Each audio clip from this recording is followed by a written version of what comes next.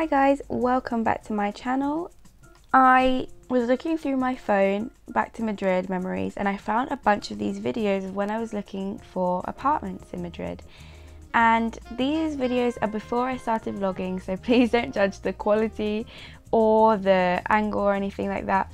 It's literally just I've compiled these all together with my opinions on why I didn't go for these, where they were, the prices, just so that when you guys are going to look for your houses in Madrid, that you have the best vision of what to look for, what not to look for, and you can see what's on offer and things about. So without further ado, I have 6 flats to show you, all that are very, very different, so let's go. This first apartment was a penthouse, shall we say, but more, okay, not a penthouse, more like an attic.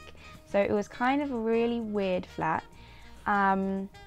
kind of cute, but very, very small. So this is the kitchen. As you can see, it's really, really tiny.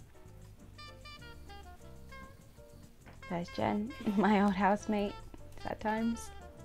Okay, so we're going up the stairs, and I guess they've made it into kind of like a maisonette within the attic.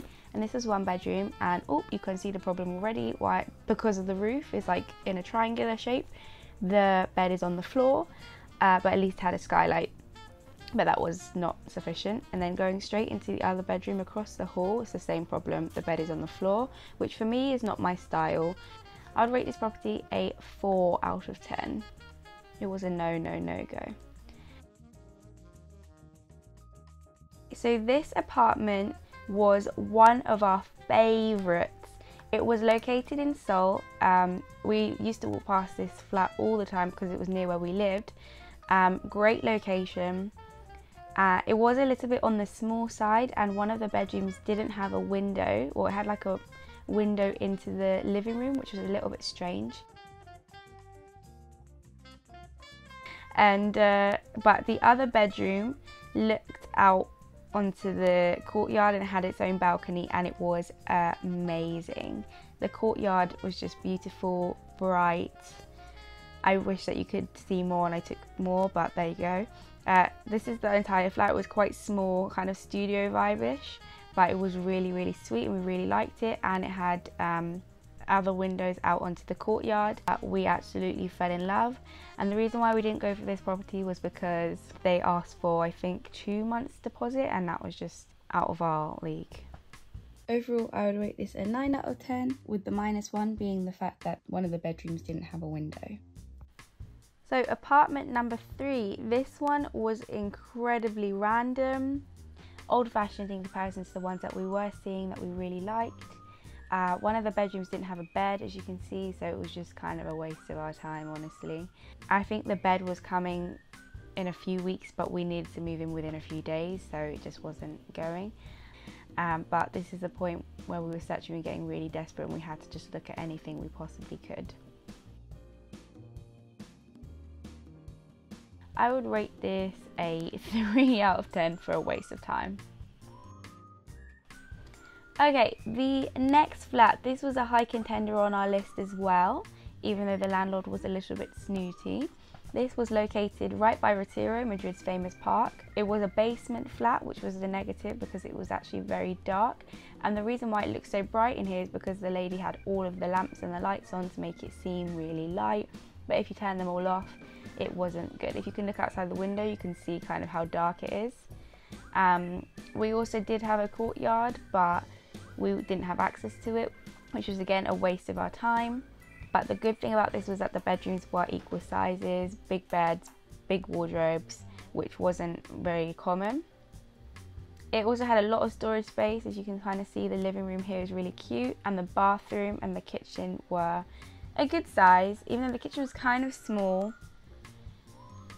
but it was cute. But the bathroom was very modern, really nice. Overall, I would rate this an 8 out of 10 because everything was really good apart from the fact that it was too dark and the landlord was a little bit snooty.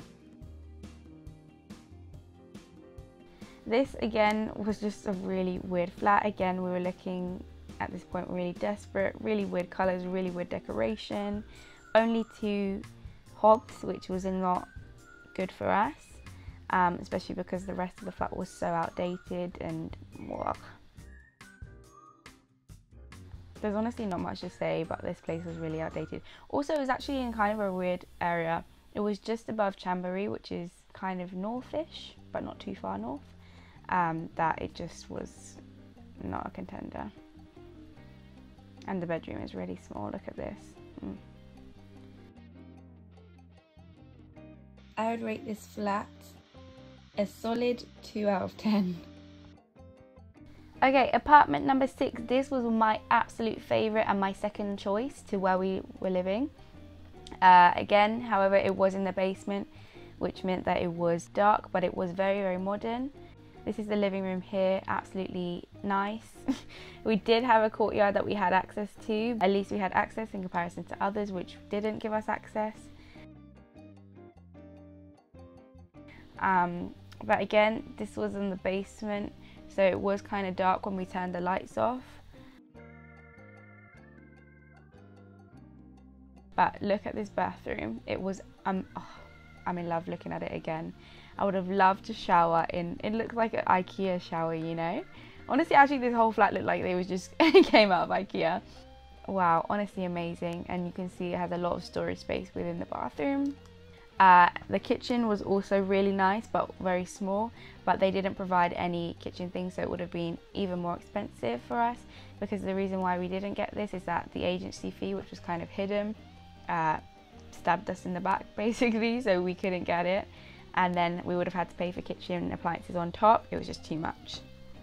I would rate this apartment a 9 out of 10 because the apartment was lovely, but it was too expensive with the agency fee, and it was also too dark. Thank you guys so much for watching. I hope that this video has been useful for you when you look for your own apartments in Madrid or wherever you may be going. I wish you the best of luck, and don't forget to subscribe. See you in the next one.